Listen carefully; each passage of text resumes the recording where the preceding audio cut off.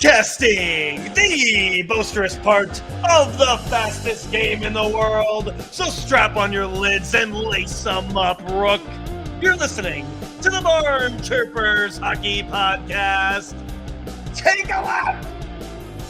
Clap it up, boys! Clap it up! Here we are. Here we are. 2 games into the Stanley Cup Finals in Hulkster. I tell you what. Wow. Wow, thumbs up, wow, thumbs down, or wow, what the hell is going on? Well, I mean, going back to let's get into this. You know what I mean? We talked about last week about, Vegas just being a wagon. Mm-hmm. I mean, they're really just showing that they're a freaking wagon. They're a hell of a team. Yep. Aiden Hill is playing. Aiden Hill is a decent goaltender. He is playing 1 to 2 levels up of what his actual ability is, though. 100%. 100%. Yep. He is a solid goaltender, but he is playing a couple levels up right now. So, let's get right into game one. The Panthers end up losing 5-2. Boof. But really, those goals were essentially just mistakes that could probably be fixed, right? Mm-hmm. I'm not necessarily going in the order here, but Duclair was the reason for 2 goals. One, Pietrangelo danced and dangled all over him on the blue line, and he lost him, and that shot from the point went in. Okay, so that's Duclair, right? So that's one goal. He was totally screening Bob on a second goal, Duclair was.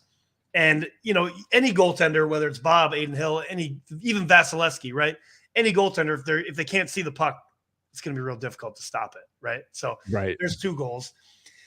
Our boy Matty Kaklutch does a weak kind of flip in the defensive zone up to the middle.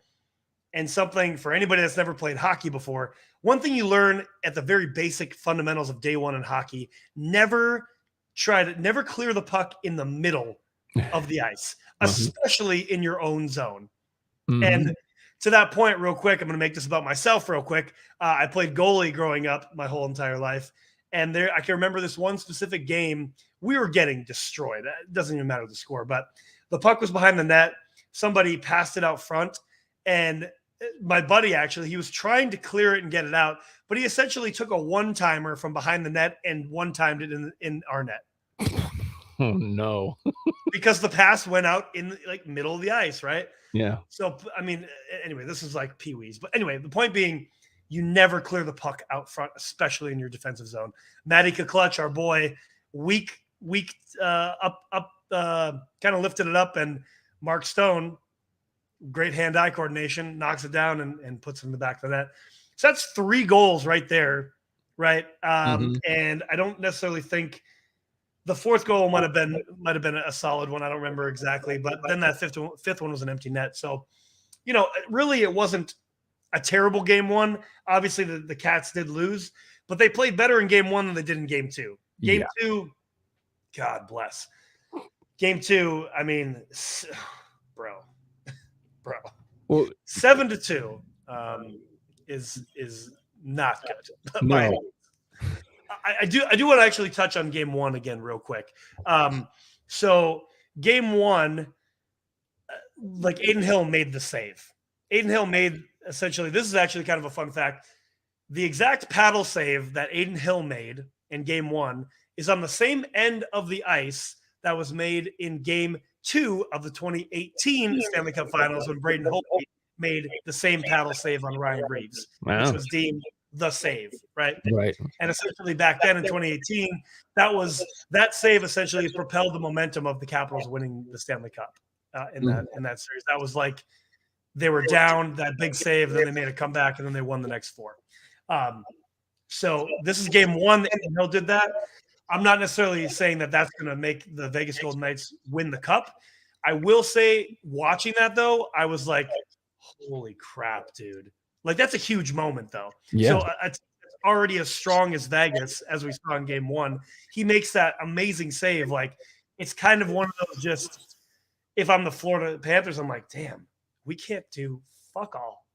Yeah. What are we do with that, So yeah, game one though wasn't terrible for the Panthers. Do you have any thoughts on game one? At one point doesn't Kachuk get a game misconduct in one as well? I know he did in two, but didn't he get a game misconduct in one? He got a game misconduct in one, and he got two in game two. Yeah, 2 and 2. Yeah, that's right. I'm not actually even sure, and I do want to touch on that too with the refs. I'm not even really sure exactly. I'm trying to look back right now as we're talking why he got a game. It was like 4 minutes left in the third period, something like that. That he got a game misconduct. But yeah, I think, I think overall since the conference finals, the refs have done pretty well with just letting the boys play. I feel like, and with this entire playoffs, I would say honestly, I've watched 75% of every game that's been played since the first puck drop in this playoffs. I'll say a good solid 75%. The other 25%, I've watched the, YouTube game highlights. So I've seen every single game, right? And I feel like in those first two rounds, man, the refs had the whistles out a lot. They seemed like they were calling a lot of penalties and whatnot. I feel like in the conference finals, though, they let them play pretty well. And so seeing game one, there was a lot of penalties being called. Right. There was 7 power plays for the Vegas Golden Knights. There was 10 power plays overall, 3 calls for the Panthers, 7 calls for the Knights. And I'm not saying this as like, oh, the refs cost the game. That's not what I'm saying at all. I'm just saying, like, let them play. Especially in the cup, man. Come on. Stanley Cup Finals, right? And this is a whole conversation that we can have with calls and whatnot. But at the end of the day, I just feel like you got to let them play. There was less penalties called by 2. There was 8 penalties in total called in game 2. But I feel like you just got to let them play. Let them play. And, it just – I don't really know other than that. Like, you have to let them play. I feel like, yeah, you have to call those egregious penalties, a blatant slash, a blatant interference. Like there was one in game 2. I forget who it was. It was a Vegas guy. He essentially just came in and checked a Florida guy entering the zone. I don't remember who it was, but total interference. So you have to call those. You have to make those calls, right? Mm-hmm. But in these 2 games, I feel like there was like some after the whistle things, but they just started throwing guys out. Game misconduct, 10 minute, a 10. You get a 10. You get a 10. You get a 10. Mm-hmm. Like. That's what I saw. It wasn't one of Kachuk's game misconducts to hit on Eichel? So it wasn't. They didn't call the game the 10-minute misconduct on the hit on Eichel. The hit was a clean hit. What they called it was him and Barbashev after the whistle doing whatever they were doing because of the hit on Eichel. But I mean, speaking of that, that was a clean hit. Like it looked terrible, but Eichel essentially toe picked and tripped in like as he's entering or coming out of the zone, and it was shoulder to shoulder. And you could even see, and thankfully, Jack Eichel, he essentially saw it coming and turned his head, so he didn't get that head contact. If he did have that head contact, Kachuk probably would have gotten called for that just because of the head. But I mean, he tripped into Kachuk legit. Like you can see it in slow motion that he toe picked, but. So it was the after the whistle stuff between Kachuk and Barbashev why he got a 10. And then he got another 10 at the end of the game for, again, after the whistle stuff. And I don't know, man. Like, again, you're broadcasting the Stanley Cup Finals on TNT and TBS simultaneously at the same time.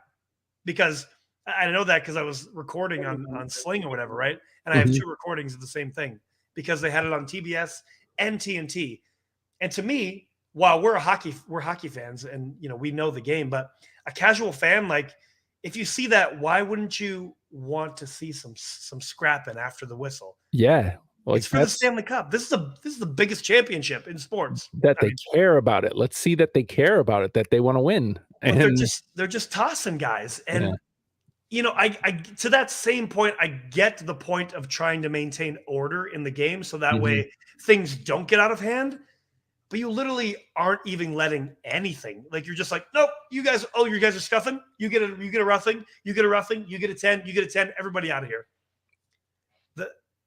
I don't like it. How's the game going to grow? Like people, there's eyeballs on it for once. I don't like it. So again, I'm not saying that the refs had any sway with the game. I'm not saying that at all. Like, oh, the refs won the game. I'm not saying that. I'm just saying let them fucking play. Mm-hmm. Let them play. Again, you can. And this is why I think when I made that mention of like the conference finals, where I think they did a really good job, there was a lot of after the whistle scrums happening, a lot of scrapping, and they generally just broke it up and let them, and no penalties were given out. And then every once in a while, as it got, they might take one or two guys, have a coincidental, but yeah, these first two games, they're just there's no after the whistle stuff, and dude, it's part of the game. Number one, and number two, it's the Stanley Cup Finals. Let them scrap. Let them scrap, man. Hashtag let them scrap. Yeah. And here's the other thing. So Vegas whoops them in game 2, 7-2, right? Yeah. Up to nothing. Sure did. So do you think that Florida putting Carolina away so fast is showing here, or is this more just what I tend to think? Vegas is just showing that they're the superior team. I mean, I think there's a little bit of both. Obviously, as we said on the show, Vegas is showing that they are a hell of a team. Number one, there's no question about that. I do feel like putting away Carolina so fast and essentially, while there was those 3 overtime games and it was a hard fought series, but it was a sweep. I feel like it was kind of just a little too easy for Florida, especially coming from Boston and Toronto. So I think there's a little bit of that extra rest didn't help them. And I feel like Carolina not being much of a challenge for them hurt them as well, because obviously, as we've seen, they've dropped 2 now to Vegas, who is a really great team. So, and while they got essentially blown out in those 2 games, 5-2 and now 7-2, but let's not forget, there was a lot of goals scored in that Boston series as well. Yeah. Right. They lost 3-1, they won 6-3, they lost 4-2, lost 6-2, and then won 4-3, 7-5, and 4-3. That was a lot of goals scored in that series. Yeah. So they can do it, and I mean they're headed home tomorrow. Yep. We'll have a better picture, tomorrow where we are here. I still can't count them out until Vegas has won 4. Because that, like we mentioned before, like they come back from 3-1 against Boston. So I agree. Until it happens, I can't count them out, but not looking good so far. So we'll have a better picture tomorrow night. Yeah, it's kind of my final thoughts on it. It's not looking good, but I'm not worried about it. I think they definitely obviously got their asses handed to them, so it's kind of a wake-up call. Like, what are you going to do now in game 3? That's the most important part. They have to score. They should definitely score first. They have to score first. 100%. Keep the momentum on their side. Keep the barn on their side.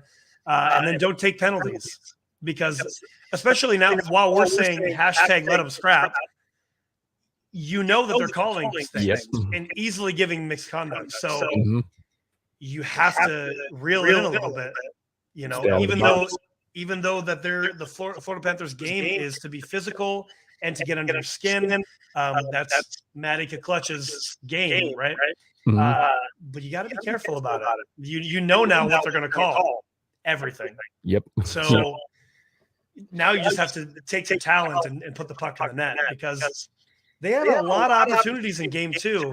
And yeah, Aiden Hill was pretty solid, but they did get through a couple of times. So they just need to get the puck in the net first, and that'll be a big thing. But I'm not worried, but you can't go down 3-0. You can't. Like like I said, they've done it already, but you don't want to do that. Like why you've got to go back to your barn and you got to win one. You have to take this one. And I have one other thing to say about game 2. There was a couple of times where they left guys wide open. Like Jonathan Marchessault was left wide open in the slot, and he scored. He's just there for like 5 seconds. He gets the pass from Eichel, goes back and forth, forehand, backhand, bloop, bloop, glove side over line. What are you doing? You know, you can't leave guys wide open. It's the cup, man. It's the cup, dude. It's the cup. All right. So before we move on, though, I want to bring this up because we talk a lot about, yes, we love the sport. We love the NHL. Sure do. But they always get in their way. And to your point about the refs, you have Matty Tkachuk fall into your lap, like have this breakout season where he has become the face of the playoffs this year. Yep. And you're doing everything you can to get him off the ice. Yeah, I mean, not smart.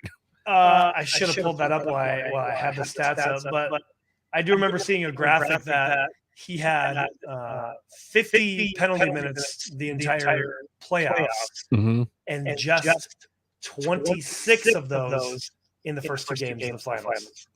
26. Wow. So and then that last misconduct, so he's up to 60 penalty minutes, a full game. Wow. In the penalty box. You just getting in your own way. You have a guy. That's all I'm saying. You have a guy, yeah. Philly might have a guy. You think? Do they?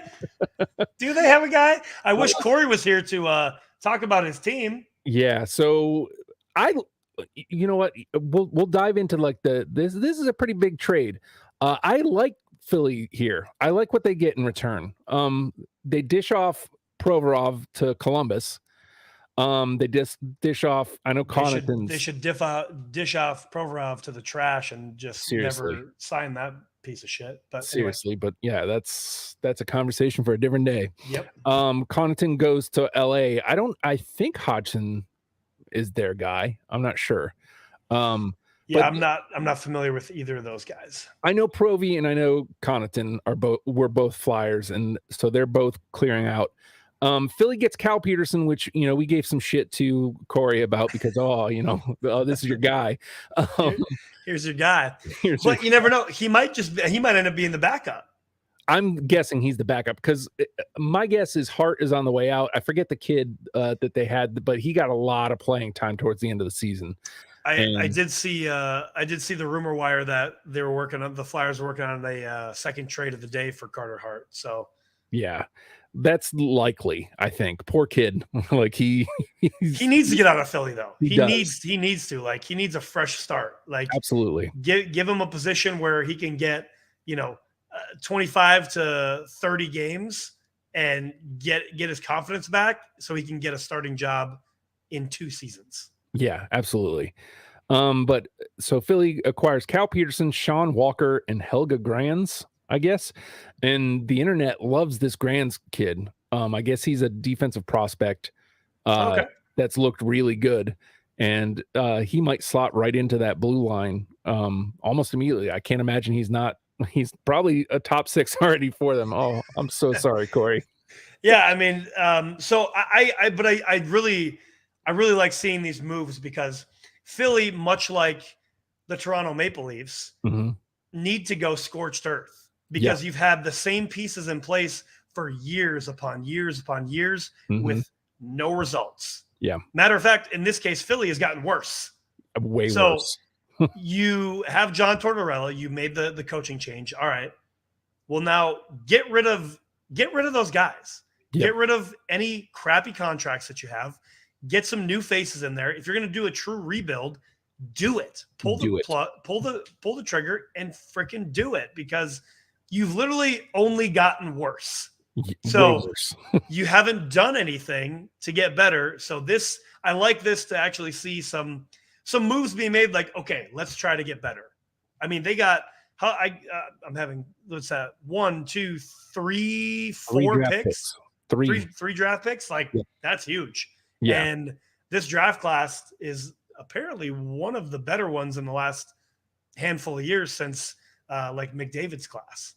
So they get Columbus's first rounder from LA, which I think kind of went over to LA in the Corpy trade. I think maybe, I don't know. Okay, that sounds about right. Stats and then Columbus's 24 or 25 second round pick and LA's 24 second round pick. I love this trade for Philly, though. I really do. I think. Yeah, I do too. I mean, I would love to chirp Corey face to face right now, just because it's Philly. But I really enjoy this. I'm glad this is a compliment with a backhanded comment too. I love this for Philly because it's about fucking time. Yeah. That you realize that you're a terrible team and you are just at the bottom of the barrel of the league and you're not doing anything to fix it. You bring in a great coach, but you don't change anything else. Like, you're stupid. But again, that could go back to former GM and now the new GM, Daniel Briere. So I'm here for it. Like, let's see. We've talked about this whole playoff, seeing new teams progressing and getting into the playoffs and doing well. I would love to see more new teams get in. And while Philly's been there a lot, obviously being a Caps fan, we've lost to the Flyers on a handful of occasions over my fandom, but they haven't had a chance in a while. So I'm here for it. Let's see something new. I'm here for it too, because the Devils and the Flyers are never good at the same time anymore. That rivalry used to mean something in the 90s. Right. Like, we were at each other's throats. Exactly. And man, I'd love for that to, you want to talk about chirping. Like, there's going to be some chirping on this pod. Oh, yeah. My feeling is that very much like New Jersey, and this is what I hope for Corey, this is what I hope for the Flyers, is that next season is kind of like where the Devs were like 2-3 years ago, where you're not going to win a lot of games, but you're going to watch the team go, okay, there's something there that, like, this is something I can see happening. Right. And again, look what happened with us this year. Third overall in the NHL. Like, yeah, it changed around pretty quick. And again, these young guys are essentially going to get the opportunity. I would imagine. I could, pretty much say that they're probably going to get playing time because they got nothing else. They're in a full rebuild. If they're actually pulling the trigger on that, that's I'm here for it. Let's see it. You know what I mean? So I'm looking at Cap Friendly right now to see because again, they could make a lot of moves this off season, right? So the Flyers projected cap hit is $76 million. 76.6 million. So they have, about their current cap space is 6.8 million. All right. So they got some money to spend. They could bring in some pieces. So, it's not terrible. No. Not terrible. They got some money to bring in some guys. So, and they probably, without doing a even deeper dive, they probably have some contracts that'll be coming off the books, I would imagine. But that's another story for another day, I suppose. That wasn't supposed to go there yet, but well, here we are. Here we are. I mean, it makes sense to go here. Where is it? So the Blue Jackets obviously just picked up Provy, and they picked up a new coach, Joe. New boy, oh boy. Yeah, another pick of the hat from the old boys club, Mike Babcock. Why? Why? I don't understand. For a guy that, so he was fired as Toronto Maple Leafs head coach in 2019, and there's been numerous reports that this guy's a piece of shit. Like, not essentially, not in the sense of, again, this is just the internet. I don't know this guy. I've never been in the room, but players saying like he's mean in the sense not to make you better, but just mean like he's a fucking asshole. Cool. Right. So again, I don't know that. I'm not in the room. Right. So that's just reports. That's just reports. But again, like I was looking at this. So, okay. He did win the gold for Canada as Canada's head coach in the Olympics. Okay. So he won in Vancouver and he won in Sochi as the head coach for Team Canada. So he has that. But other than that, I mean, he's just taken teams to lose. Yeah. Right. Yeah. And I'm going to go through this real quick. So he coached in the WHL from 1991 to 2000, and he lost every single year. 2 years, he didn't even qualify. Every single year, he lost, okay, in the semifinals or the finals, okay? In the AHL, he coached the Cincinnati Mighty Ducks from 2000 to 2002, lost in the first round, okay? Then he went to the NHL, and he coached the Anaheim Mighty Ducks for 2 years and lost in the Stanley Cup Finals. So he did get to the finals in his first year coaching, but he lost. And then he missed the playoffs the next year. And then he coached the Wings from 2005 to 2015. And he did win one Stanley Cup in 2007, 2008. Every other year he lost. He lost in the quarters. He lost in the finals. He lost in the first round. And then he went to the Maple Leafs in 2015. He missed the playoffs his first year. And then, well, we already know the story there. They lost in the first round for 3 years. He was the coach. So a guy that has won one Stanley Cup and has been there 1, 2, 3 times, and you're giving this guy the opportunity to coach the Columbus Blue Jackets. I don't know, man. I don't like it. I don't like it for many reasons. I don't know. To me, we were texting back and forth earlier today. There must be something to Patrick Waugh, because like he seems like, everything I've seen about him, he seems like a nice guy. Yeah. That might be the kind of guy that Columbus kind of needs. But like you have a piece and a guy who's rapidly declining in line A. And that's about it. Yeah, and I'm who was man, I'm having a tough time remembering who was Winnipeg's coach before Rick Bowness took over. Do you know offhand? No, I don't. Okay, I'm going to look at that real quick. Or if you can look at that while I say this point. Yep. But I remember whoever the coach in Winnipeg was, like Patrick Laine and him butted heads. And then John Tortorella was the coach for Columbus for a short time, and he and Patrick Laine butted heads as well. So guys that apparently have the same coaching style don't help this superstar, specifically Patrick Laine. And maybe that's a Laine thing, but I don't know. I feel like this team of Columbus, who's pretty young, and they just went through a really shitty season. Mm-hmm. You need more of a player's coach, I feel. I don't think bringing a coach that's going to be real, make you do laps every practice is going to be the key. I don't necessarily, not that you shouldn't work hard, of course, but I feel like more of a player's coach is going to be a better option here to start with. But what do I know? So Dave Lowry was the coach from 21 to 22, and then before that it was Paul Maurice from 14 to 21. Okay, so right. Depending on when, but that was the last. Yeah, Paul Maurice. Yeah, freaking Florida Panthers. That's right. Yeah. To your point, go ahead. To your point, though, like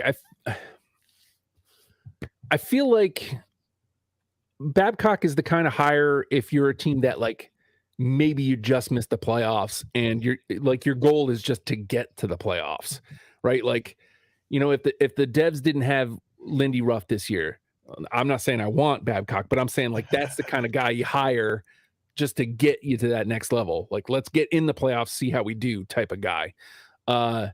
He isn't a let's turn this franchise around type of guy.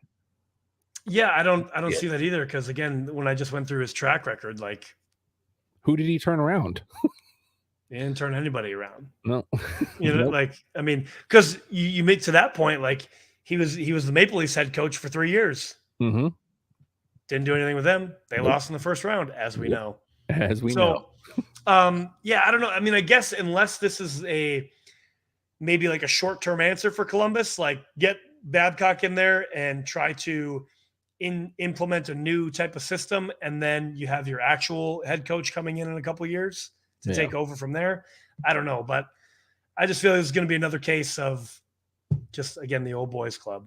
Yep. And you're gonna essentially waste a couple years of that Johnny Gaudreau contract on a coach that's not going to do anything for them. And again, Patrick Laine, I mean, honestly, how many years does he have left? Because he hasn't really done anything. I know he's only in like his 5th or 6th year, I think. Yeah. But so he's still very young, but he's essentially just he plays on the top line, but he's more like a 3rd, 4th line guy with his stats. Anywhere else, he's a 3rd liner. Yeah, for sure. Yeah, I don't know, man. I'd be interested if you're a Columbus Blue Jackets fan. How do you feel about the hire? We'd love to hear from you, because I have no pulse on that franchise at all, other than the few names that are there. This just doesn't feel like it's the hire that they think it is. It really doesn't. Yeah, I don't think it is either. I would love to be proven wrong. Yeah. Honestly, so yeah, if you're listening out there and you are in the know with Columbus, please let us know. Is Mike Babcock a great hire to be your head coach? Because I don't know. Yeah, it doesn't feel like it. I'm looking at the Columbus Blue Jackets roster real quick, and it's a very young team. Okay. The oldest guys are Johnny Gaudreau and Boone Jenner. And Danforth. They're all born in 1993. Man. Yeah. Those are the oldest guys on the team. Excuse me, I'm sorry. Goodbranson was born in 1992. Okay. All right. So, yeah. Sorry. One more. Goalie, Hutchinson, whoever the hell he is, 1990. No idea who that is. I feel like I know the name, but I don't know the guy. But yeah, so it's a young team. I don't know, man. I would hope. I hope it's turned around. I hope I'm wrong, and Babcock turns this franchise around, because I would like to see Columbus do something. Truly, I just don't think this is it. It just doesn't. It doesn't. I think they need a lot more than a coach. Patrick Laine came into the league in 2016, Winnipeg's 1st round, 2nd overall pick. 2016. So 7 years. 7 years. He's still pretty new in the league, but and yet, what, 2 seasons now in Columbus, and pretty much nothing since coming over. Technically 3, because he came over in 2020, but so 2 full seasons and like a half maybe. Well, so he was injured. So he's been injured. Like, he played 73 his first year, then 82, 68. He played 1 game for Winnipeg in 2020. Obviously, that was a shortened season. Mm-hmm. And then he played 55 this past season. So he hasn't even played a full season. Wow. He's played 2 full seasons in 7 years. 400. Here's the stats real quick, since we're kind of on that real quick. 462 games played, 198 goals, 181 assists, 379 points total, -48. This guy is not the superstar that he was supposed to be. No, clearly not. Is that coaching? Is that the team that's behind him? Is that him? I don't know. My gut feeling says it's a mixture of the first 2, but we don't know. We don't know. Yeah, we don't know. So, but again, I guess to kind of cap it off with the Columbus Blue Jackets, don't understand why Mike Babcock, but I mean, I wouldn't say I'm here for it, because I'm not. No. I'm interested to see how it plays out. I hope the best for that team, because again, I do love to see new squads moving forward and getting, I don't want to see the same playoffs all the time. I don't want to see the Bruins. I don't want to see the Rangers. I don't want to see Carolina anymore. I don't want to see Tampa Bay. Give me somebody new in the East. Yeah. Speaking of somebody and something new, they've done this before, but like a couple quick hits on the way out. Stadium series, Joe. Ooh, in New Jersey. Yeah, man. And they're doing 2 this year in the same stadium. I like this. This is a great play by the NHL. For once. For once. Yeah, why not do a back-to-back? Yeah. Why not have 4 teams play in this thing? Why not? And very smart to have 4 teams from that area. Yes.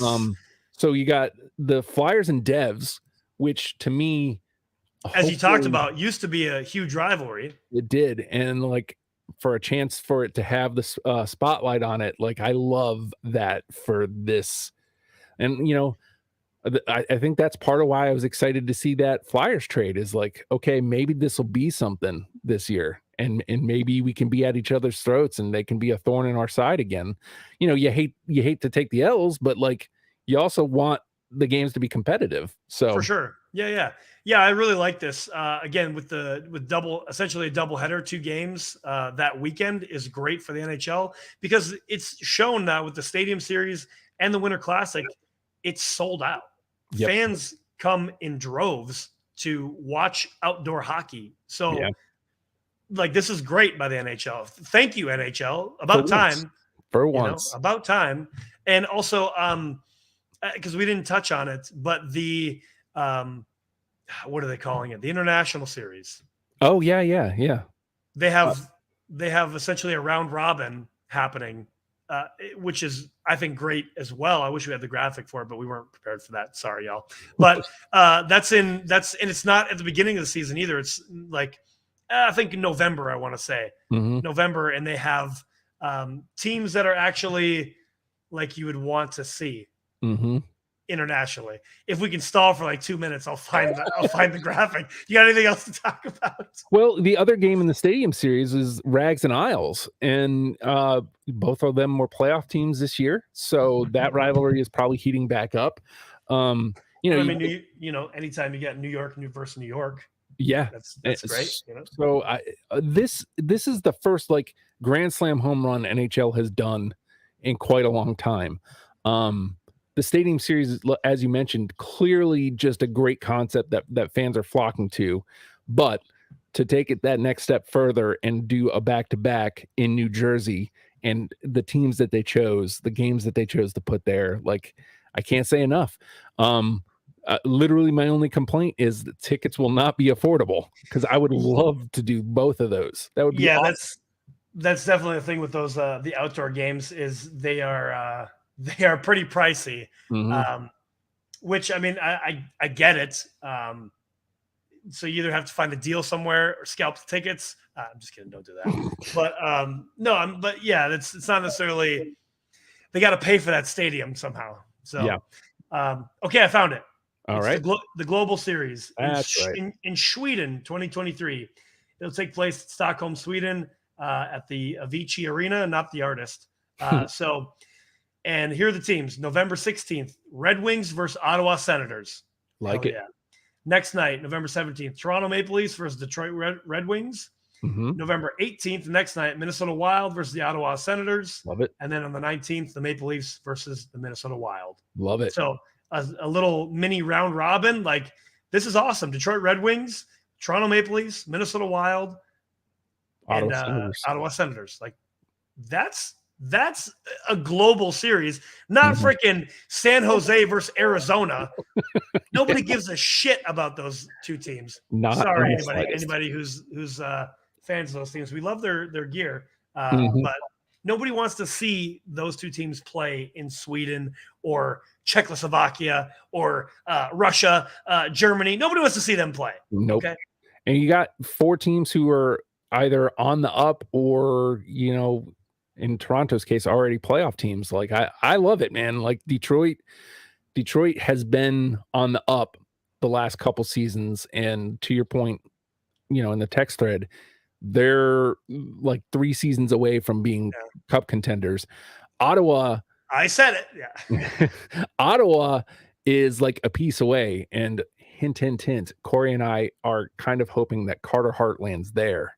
That'd be a good land for Ottawa to have for sure. Yeah, and I don't know if that is the piece that they're missing, but like they got a good young team with great veteran leadership, and that's where it starts. So, they didn't do as well as I had hoped that they would, but there was times where they looked like the team that they could be. So next season is the time to look for them. Yeah, this past season, I mean, they were in the hunt. Mm-hmm. They were in the hunt for a playoff push, and they just kind of blew it towards the end. But again, they didn't really have a tender to win them games. They were kind of in between. What was his name, Mads Solgarden or something like that, and Sogard, Forsberg, and then somebody else.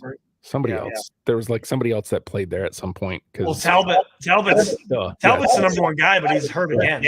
He's hurt again. Yep. He was hurt again. Yeah. So, but anyway. And then, did you have more on that or? No, I'm good. All right. So one last thing before we dip out. Breaking news. Give it to me. John Gibson has let the Anaheim Ducks know that he is ready for a change of scenery. I mean, is Gibson like some goalie that is going to just put the team on his the team on his back and take you there? No, probably not. But if your team that's just missing a piece, like you're just missing a goalie, like that's a big piece. You know what though? Like to that same point, I think that he is still kind of that goalie, to be honest with you. Like, okay, and I say that because Anaheim got 23 wins this past season. Yeah. Right? 23 wins. Probably not all the L's are on him, though. Not all the L's. So my point is, their goal differential for Anaheim was the worst in the league, -129. So 129 goal differential, what was scored on them than what they scored, right? But with that being said, even though those are terrible stats, Gibson still kept them in games that they should not have been even in, right? Yeah. They had 12 OT losses, so they went to overtime a lot. I feel like their wins mostly came from overtime too. I'd have to actually look at that, but I feel like a lot of Anaheim's games went to overtime. So Gibson, when he played, kept them in those games. So I think he could be that piece to a team that's talented enough to actually score goals, play defense. Because Gibson's going to make the stops that he needs to make. Yeah, and he's going to make some stellar ones too. He'll make some saves that he's not supposed to make too. So I do think that he could be the piece to like a Devils team, to a Capitals team. I mean, if I'm pumping my own gas, other teams like a Montreal would probably be a good fit for him. Young guys, maybe not Montreal, but you know what I'm saying, like a Buffalo. Yeah, he's a solid tender still. I would love to have him on the Capitals. Yeah, well, not gonna go there, but.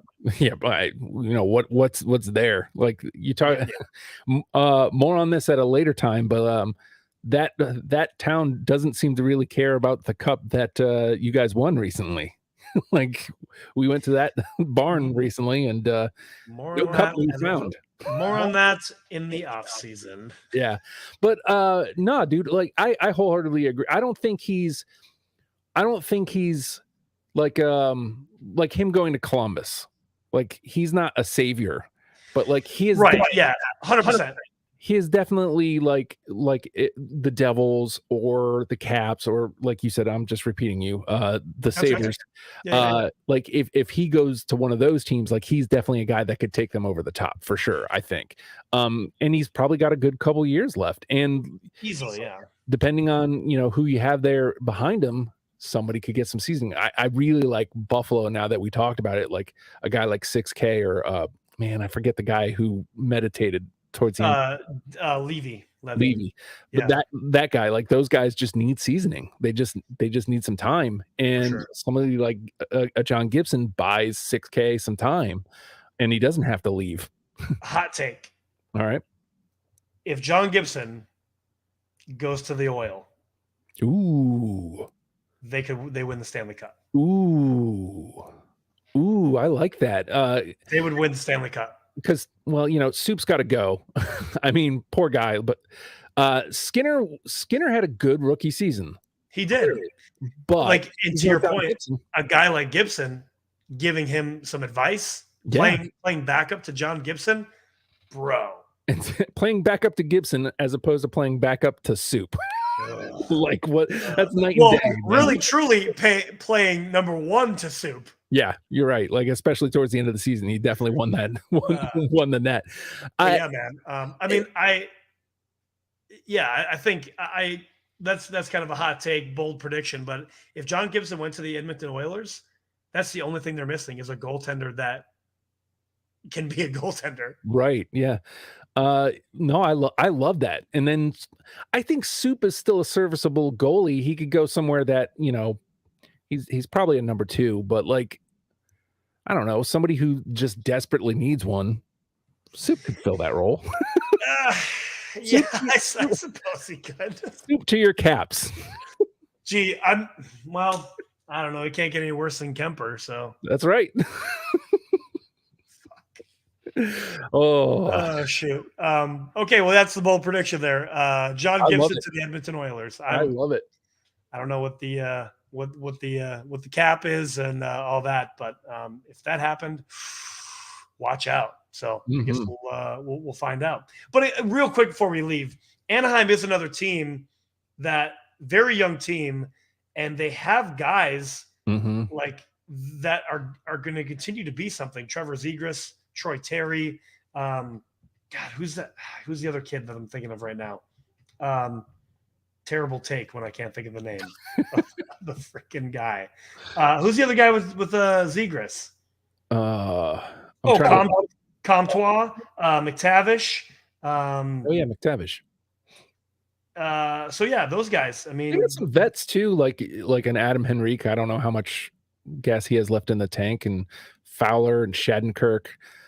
I mean, they're a couple pieces away for sure. But I think they already have the guy that they think can replace Gibson. I forget the guy who got split a lot of the time. Stolars. That's right. I think that's their guy. So they got Stolars and Dostal.